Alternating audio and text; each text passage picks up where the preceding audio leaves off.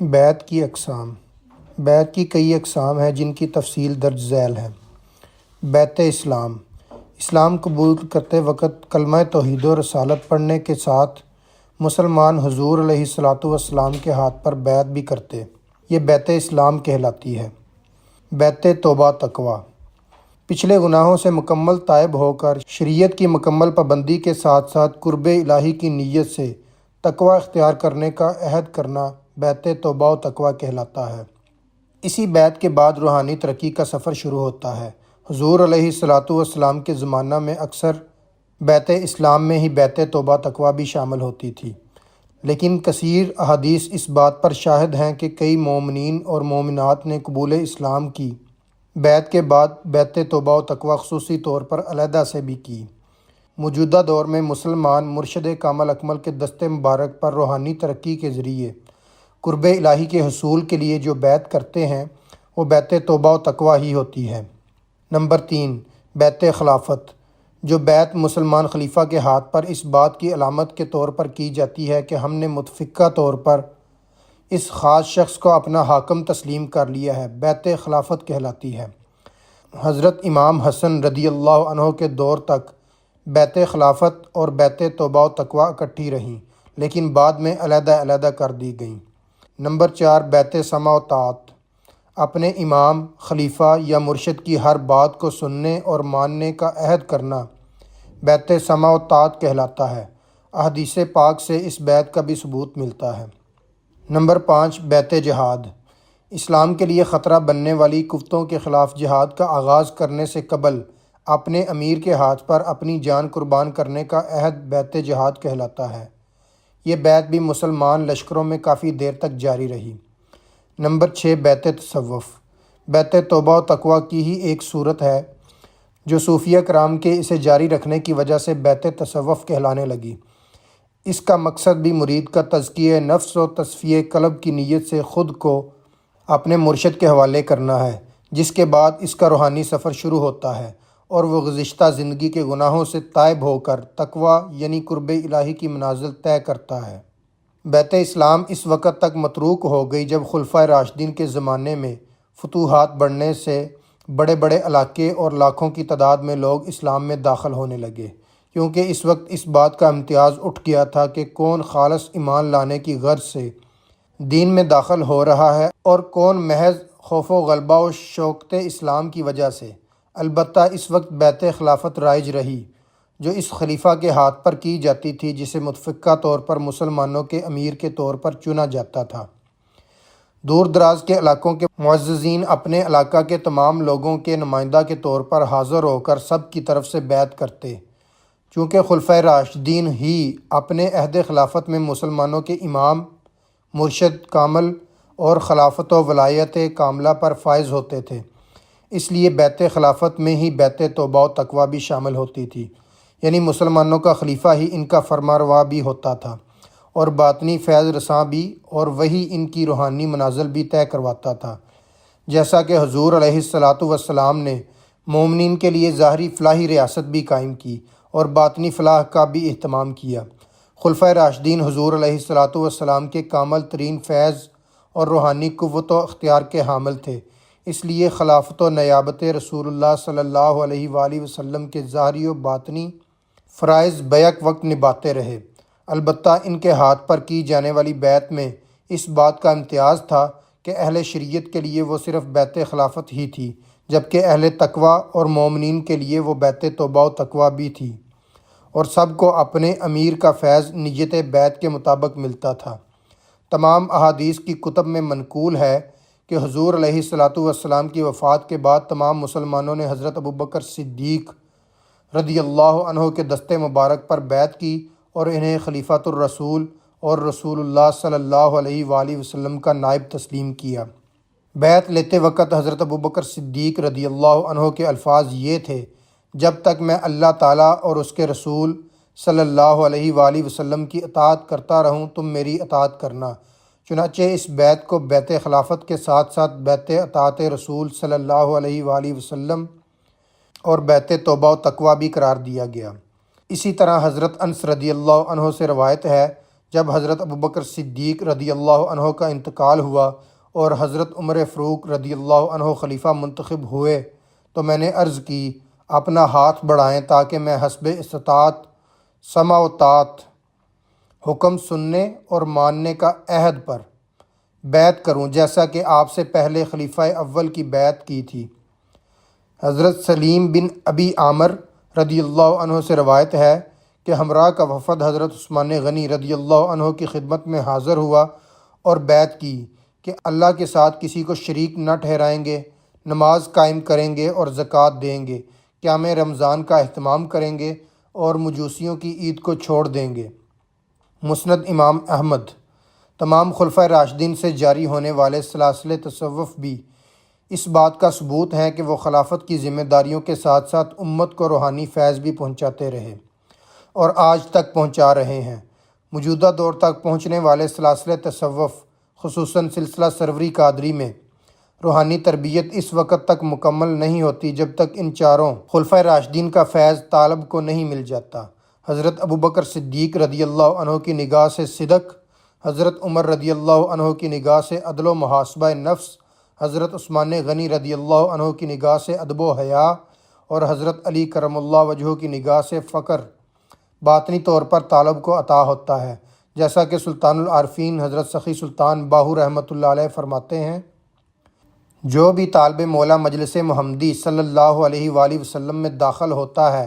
تو اس کے وجود پر چار نظروں کی تاثیر ہوتی ہے۔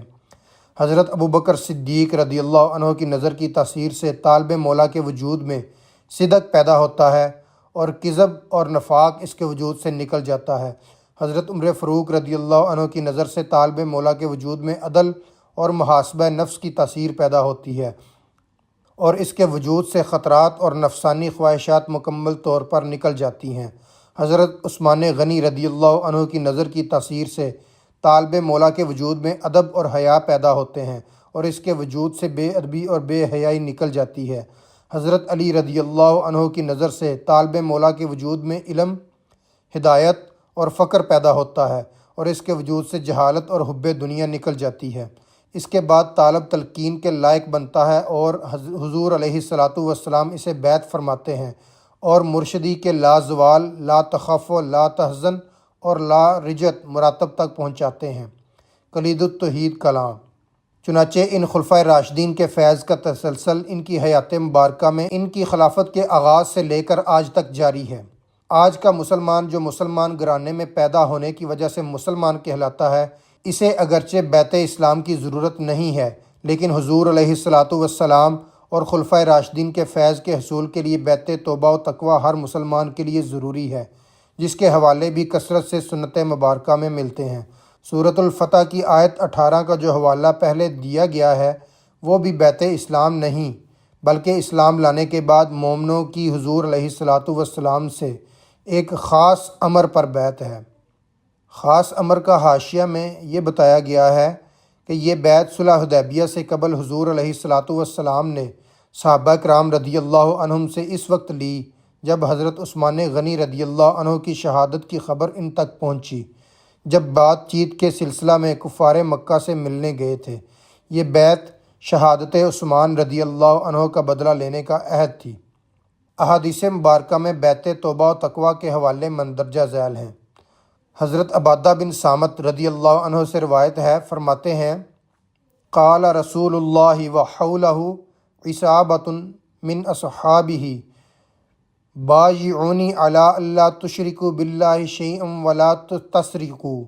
ولا تزنوا ولا تقتلوا اولادکم ولا تأتوا ببہتان تفترونہ بین ایدیکم وارجلکم ولا تعصوا فی معروف فمن وف منکم فاجرہ علی اللہ ومن اصاب من ذلک شیئا فعوقب فی الدنیا فہو کفارۃ اللہ ومن اصاب من ذلک شیئا ثم سترہ اللہ علیہ فہو الی اللہ ان شاء عفا عنہ وان شاء عاقبہ فبایعناہ علی ذلک۔ بخاری شریف میں اس حدیث کا نمبر 3892 ہے، 3892۔ نسائی میں 4166۔ 4166 اور مشکات اور مستدرک حاکم میں بھی یہ حدیث درج ہے۔ ترجمہ: رسول اللہ صلی اللہ علیہ وآلہ وسلم نے جب صحابہ کرام رضی اللہ عنہم اجمعین کی جماعت آپ صلی اللہ علیہ وآلہ وسلم کے پاس موجود تھی، فرمایا: مجھ سے اس بات پر بیعت کرو کہ اللہ کے ساتھ شریک نہ کرنا، چوری نہ کرنا، زنا نہ کرنا، اپنی اولاد کو قتل نہ کرنا، کسی پر بہتان نہ لگانا اور کسی اچھی بات میں نافرمانی نہ کرنا۔ تم میں سے جو وفائے عہد کرے گا اس کا ثواب اللہ تبارک و تعالیٰ کے کرم پر ہے، اور جو کوئی ان میں سے کچھ حرام کر لے پھر اللہ تعالیٰ اس کی پردہ پوشی فرمائے تو وہ اللہ کے سپرد ہے، اگر چاہے تو معاف فرما دے، اگر چاہے تو سزا دے۔ حضرت عبادہ بن صامت رضی اللہ عنہ فرماتے ہیں، چنانچہ ہم نے اس پر آپ صلی اللہ علیہ وآلہ وسلم سے بیعت کی۔ حضرت عبادہ بن صامت رضی اللہ عنہ سے ہی روایت ہے، بایعنا رسول اللہ صلی اللہ علیہ وآلہ وسلم علی السمع والطاعۃ فی العسر والیسر والمنشط والمکرہ علی عسرہ علینا والا نزاع الامر اہلہ وان نقول بالحق حیث ما کننا لا نخاف فی اللہ لومۃ لائم۔ ابن ماجہ میں اس حدیث کا نمبر 2866 ہے، 2866۔ بخاری شریف میں اس حدیث کا نمبر 7199، 7199 ہے، اور نسائی میں اس حدیث کا نمبر 4157، 4157 ہے۔ ترجمہ: ہم نے رسول اللہ صلی اللہ علیہ وآلہ وسلم سے سختی اور آسانی دونوں حالتوں میں سننے اور اطاعت کرنے پر بیعت کی، اور خوشی اور ناخوشی میں، اور اس حالت میں بھی کہ ہمارے اوپر دوسرے کو مقدم رکھا جائے، اور ہم نے اس بات پر بھی بیعت کی کہ جو شخص حکومت کے لائق ہے اس کی حکومت میں ہم جھگڑا نہیں کریں گے اور سچی بات کہیں گے جہاں بھی ہم ہوں،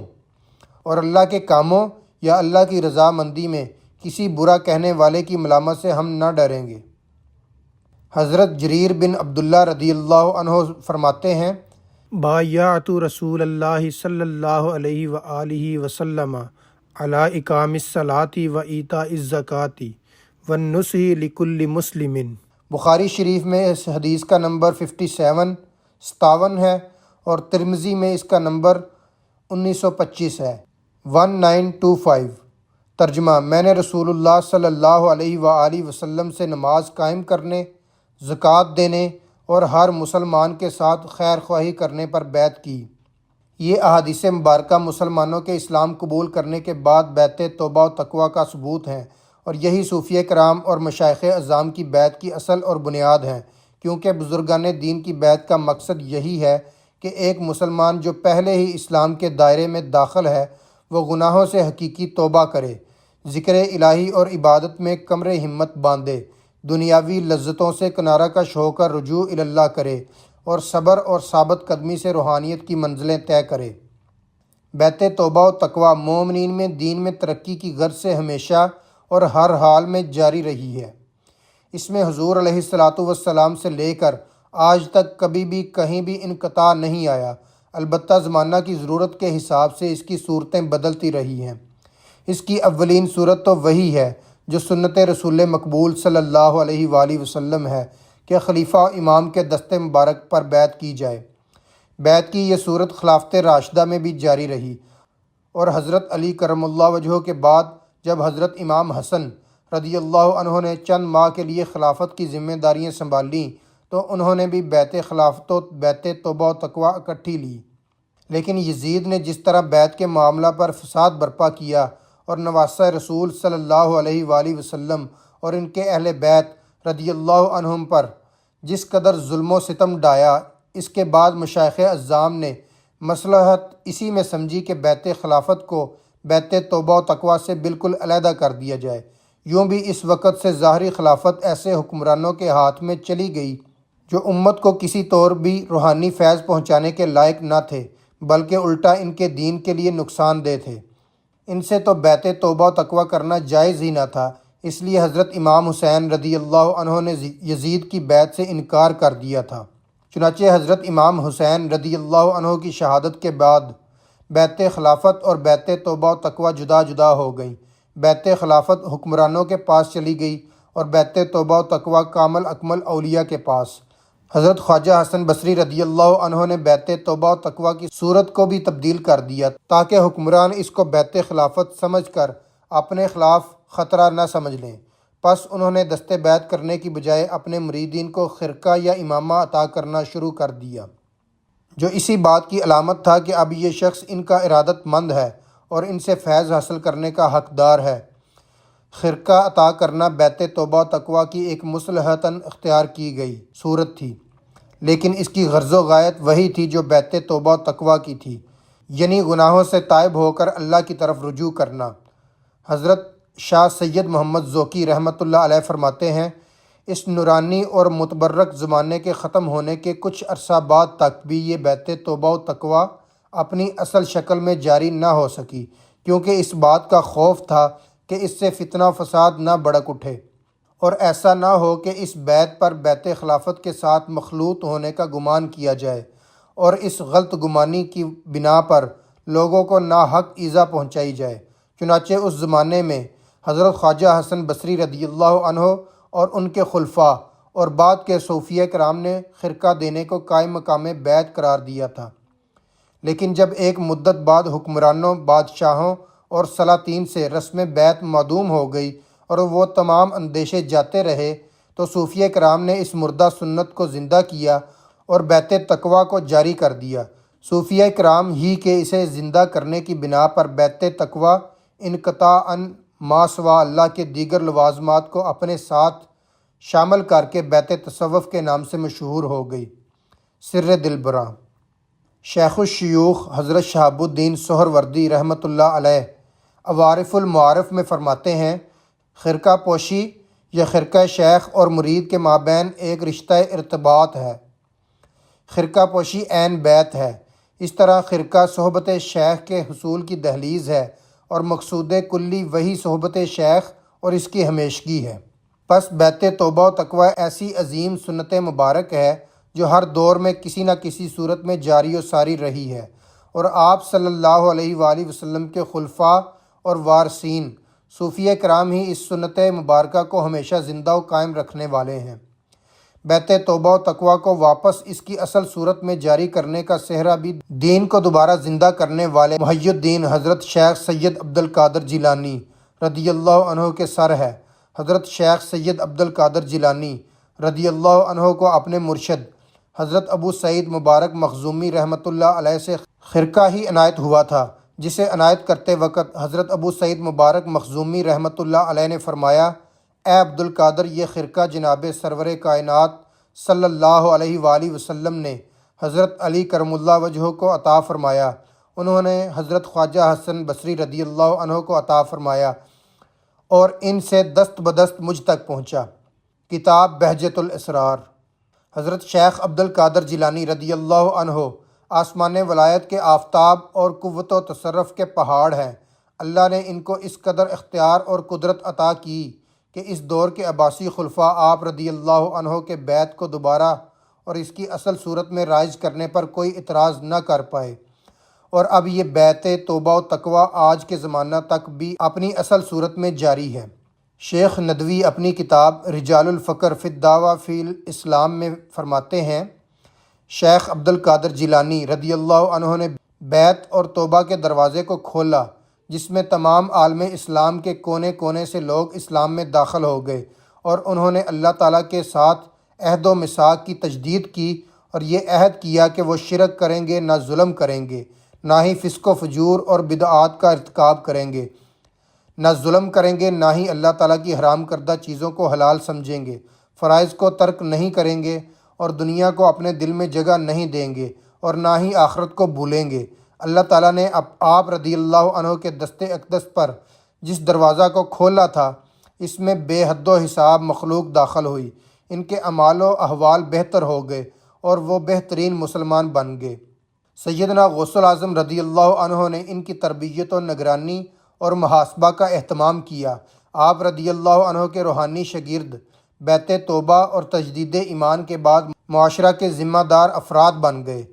اس سے ثابت ہوتا ہے کہ صوفیہ کرام کی اس بیت و عہد کا انفرادی اور اجتماعی تزکیہ نفس اور اصلاح پر انتہائی گہرا اثر ہے۔ مندرجہ بالا تمام حوالوں سے یہ بات پایہ ثبوت کو پہنچ گئی کہ بیت توبہ و تقویٰ نہ صرف قرآن و حدیث کی روح سے سنت عالیہ کی حیثیت رکھتی ہے بلکہ سنت صحابہ رضی اللہ عنہم اور سنت اولیاء اللہ بھی ہے، اور دین کے تمام بنیادی لوازم یعنی توحید، نماز، زکوٰۃ، روزہ، حج، جہاد کی طرح آج تک تسلسل سے جاری و ساری ہے۔ البتہ ناقصین علم و عقل اس کی اہمیت کو نظر انداز کرتے ہوئے اس پر بے جا اعتراضات گڑھتے اور اسے اپنی جہالت کے باعث کفر و شرک تک قرار دیتے ہیں۔ ان کی عقل میں یہ بات نہیں پڑتی کہ قرآن و حدیث اور اکابرین امت سے ثابت کسی بھی عمل کو کفر و شرک قرار دینا بجائے خود سب سے بڑا شر اور کفر ہے۔ اللہ تعالیٰ فرماتا ہے افتؤمنون ببعض الکتاب وتکفرون ببعض، سورۃ البقرہ آیت نمبر 85۔ ترجمہ: کیا تم قرآن کے بعض حصوں پر ایمان لاتے ہو اور بعض کا انکار کرتے ہو؟ علماء کا اس پر اتفاق ہے کہ قرآن کے جز کا منکر اس کے کل کا منکر ہے۔ یہ لوگ اپنی من پسند باتوں پر تو عمل کرتے ہیں اور جو ان کے تکبر کو گوارا نہ ہو اس پر اعتراض گڑھتے ہیں۔ نہ صرف خود اس پر عمل نہیں کرتے بلکہ دوسروں کو بھی اس سے روکتے ہیں۔ فیوز الباری فی شرح بخاری میں ہے، جب کسی کو کسی شے سے منع کرتے اور اسے حرام و مکروہ قرار دیتے سنو تو جان لو کہ بارے ثبوت اس کے ذمہ ہے، جب تک واضح شرعی دلیل سے ثابت نہ کر دے اس کا دعویٰ اسی مردود پر ہے۔ بیعت کے خلاف اس کے منکرین کے پاس ایک بھی شرعی دلیل نہیں ہے، پس مردودوں میں شامل ہوئے۔ عام لوگوں کو یہ لوگ اس کھوکھلی دلیل سے گمراہ کرنے کی کوشش کرتے ہیں کہ قرآن و سنت کی موجودگی میں بیعت کی ضرورت نہیں ہے۔ حق یہ ہے کہ کتاب کے ساتھ معلم یعنی سکھانے والے کی بھی ضرورت ہوتی ہے، نسخہ کے ساتھ طبیب کی بھی ضرورت ہوتی ہے۔ جو لوگ یہ اعتراض کرتے ہیں کہ قرآن کی موجودگی میں شیخ یا مرشد کی کیا ضرورت ہے، ان سے ہم پوچھتے ہیں کہ قرآن کی موجودگی میں نبی یا رسول کی کیا ضرورت تھی؟ اگر اللہ تعالیٰ قرآن کو نبی کے بغیر کسی فرشتہ کے ذریعے بھیج دیتا تو کیا تب بھی اسلام کا عظیم انقلاب آ جاتا؟ کیا تب بھی عرب کے جاہل و بد تہذیب یافتہ مومن بن جاتے؟ ہرگز نہیں۔ ان کی اصلاح کرنے والی ذات نبی اکرم صلی اللہ علیہ وآلہ وسلم تھے۔ جب تک آپ صلی اللہ علیہ وآلہ وسلم نے اپنی نورانی صحبت سے ان کا تزکیہ نہ کیا انہیں قرآن سے ہدایت نہ ملی۔ قرآن تو آج ہر مسلمان گھر میں پڑھا جاتا ہے، ترجمہ و تفسیر کے ساتھ پڑھا جاتا ہے، ہر دوسری گلی میں درس قرآن کے ادارے کھل چکے ہیں، تو کیا ہم ہدایت یافتہ معاشرہ کہلا سکتے ہیں؟ قرآن تو صراط مستقیم پر رہنمائی کرتا ہے جو ایک ہی ہے، پھر اس علم قرآن کی بنیاد پر اتنے فرقے کیوں بن چکے ہیں جن سے بیزار ہو کر ہماری نئی نسل دین سے دور ہو رہی ہے؟ حقیقت یہ ہے کہ جس طرح قرآن سے ہدایت حاصل کرنے کے لیے صحابہ کرام رضی اللہ عنہم کو رسول اللہ صلی اللہ علیہ وآلہ وسلم کی ضرورت تھی، آج بھی ہمیں ان کے نائب کی رہنمائی کی ضرورت ہے جو ہمارا تزکیہ نفس کرے اور ہمیں قرآن کی روح تک پہنچائے۔ جس طرح اس زمانے میں رسول اللہ صلی اللہ علیہ وآلہ وسلم کے بغیر ہدایت ناممکن تھی، اب بھی نائب رسول کے بغیر ہدایت ناممکن ہے۔ حیرت ہے، علماء ظاہر لوگوں کے درمیان اپنی ضرورت تو محسوس کرتے ہیں لیکن ایک ایسے شیخ کامل کی ضرورت محسوس نہیں کرتے جو ان سے کئی گنا زیادہ عبادات، مجاہدات اور ریاضت کر کے ذات حق کے قرب و معرفت کا شرف حاصل کر چکا ہو۔ یہ اعتراض کرنے والے لوگ جس قرآن و سنت کو بیعت کا متبادل قرار دے کر اپنا رہنما تسلیم کر رہے ہیں، اسی سے ثابت بیعت کو جھٹلا کر اپنے اس قول کی بھی نفی کر رہے ہیں۔ خواتین کی بیعت پر اعتراض کرنے والے لوگ خواتین کی بیعت پر مردوں کی بیعت سے بھی زیادہ کیچڑ اچھالتے ہیں، حالانکہ قرآن و حدیث میں خواتین کی بیعت کا تذکرہ علیحدہ سے ملتا ہے۔ شاید اللہ تعالیٰ نے خواتین کی بیعت کے ذکر کا علیحدہ سے خصوصی اہتمام اسی لیے کیا تاکہ ان اعتراض کرنے والوں کو جواب دیا جا سکے۔ قرآن پاک میں اللہ تعالیٰ فرماتا ہے، یا ایھا النبی اذا جاءک المؤمنات یبایعنک علی الا یشرکن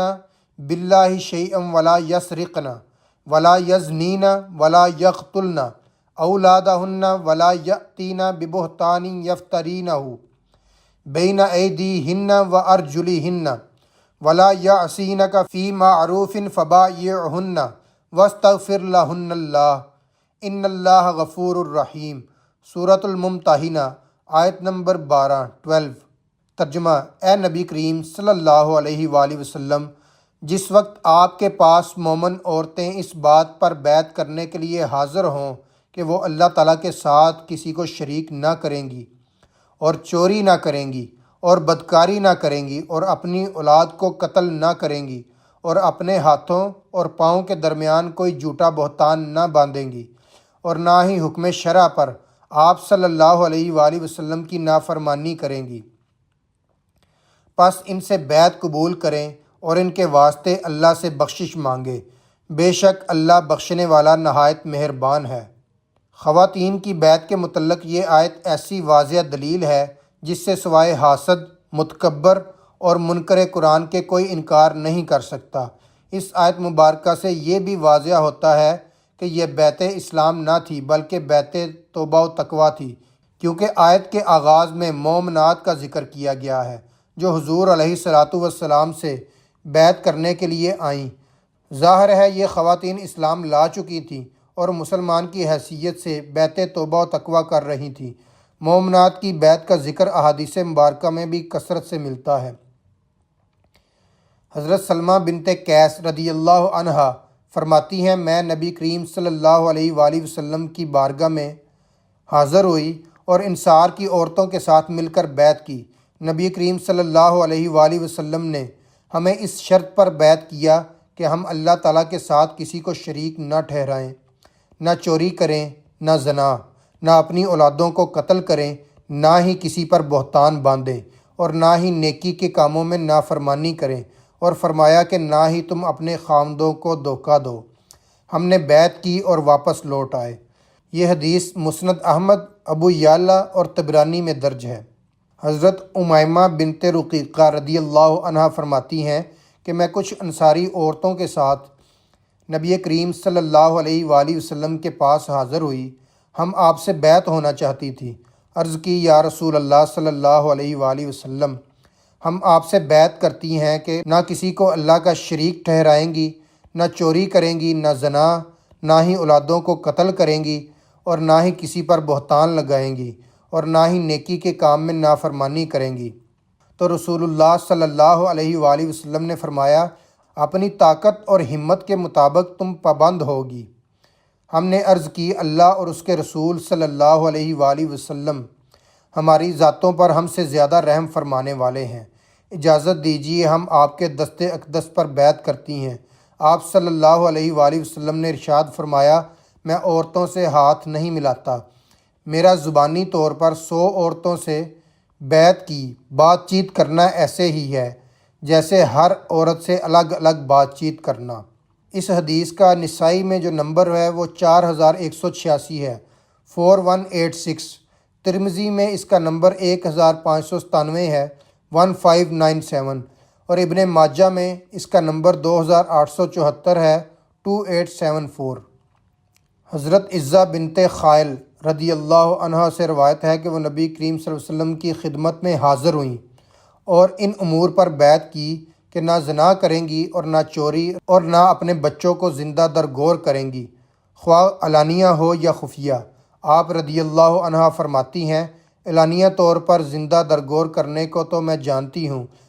مگر خفیہ طور پر زندہ درگور کرنے کے بارے میں نے نبی کریم صلی اللہ علیہ وآلہ وسلم سے نہیں پوچھا اور نہ ہی آپ صلی اللہ علیہ وآلہ وسلم نے مجھے خبر دی۔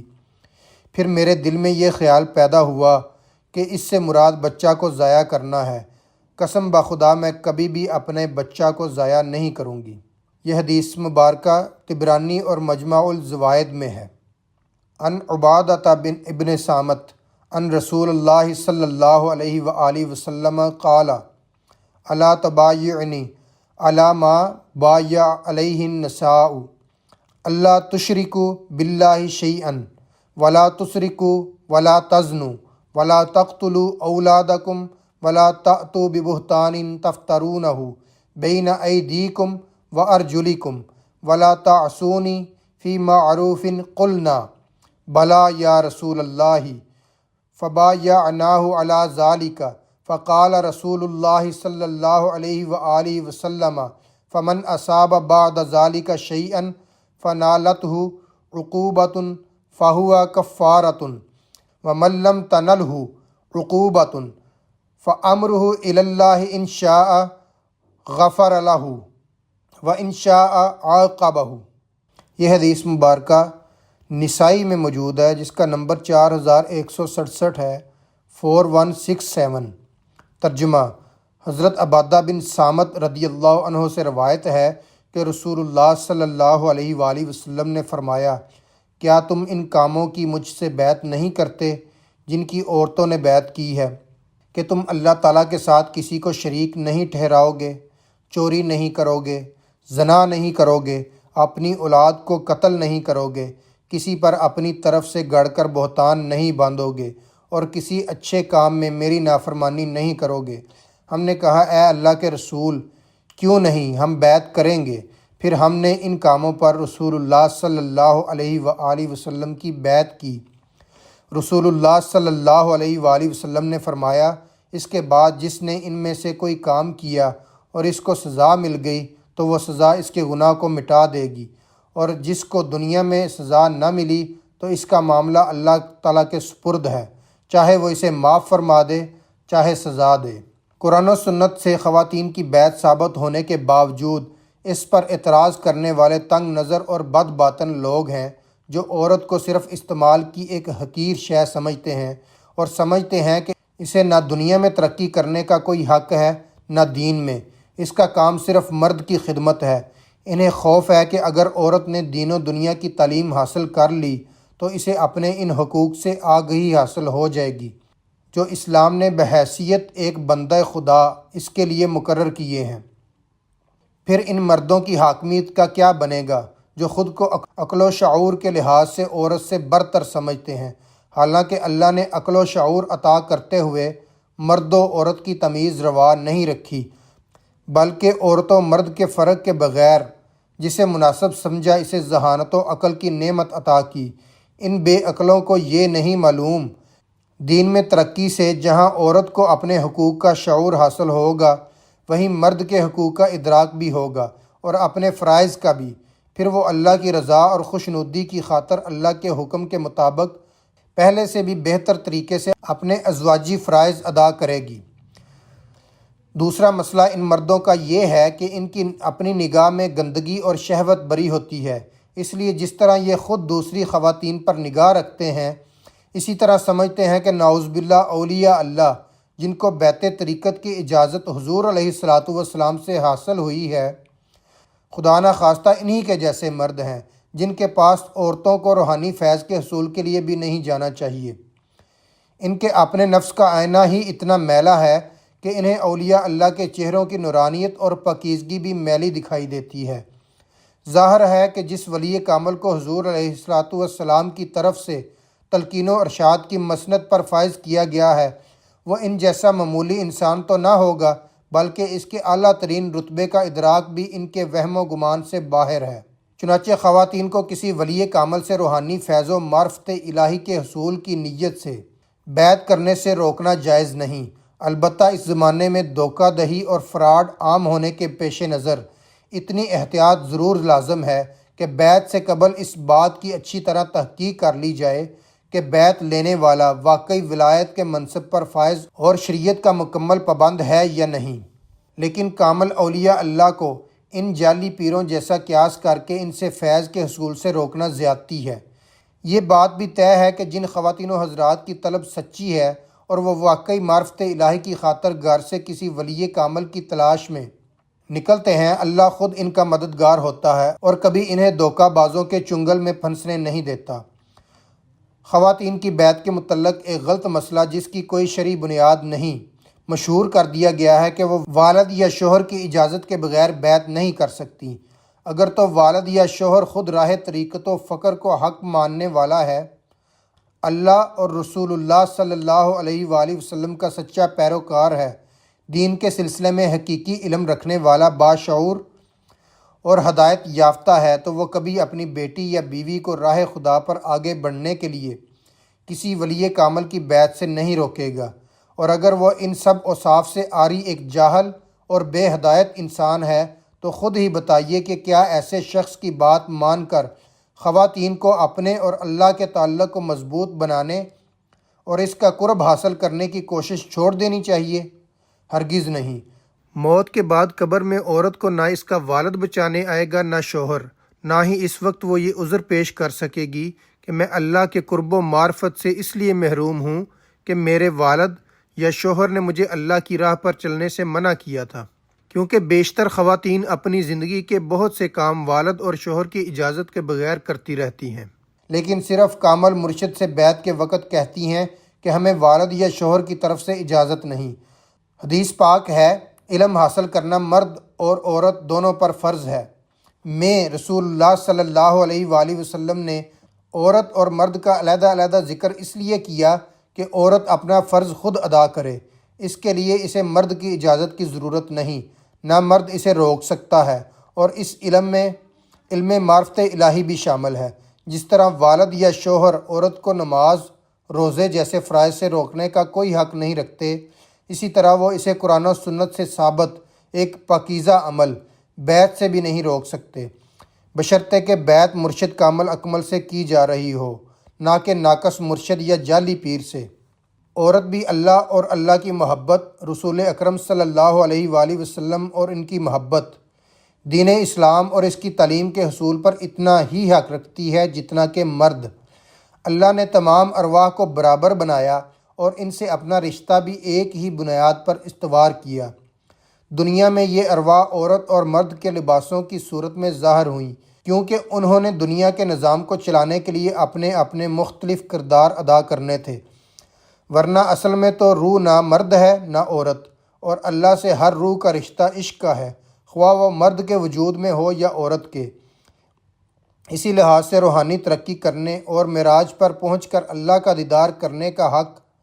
مرد اور عورت دونوں کو برابر ہے، لہٰذا عورتوں کو کسی ولی کامل سے روحانی فیض حاصل کرنے سے روکنا سراسر ناانصافی اور ظلم ہے۔ عجیب بات ہے کہ موجودہ معاشرے میں بیشتر گھرانوں میں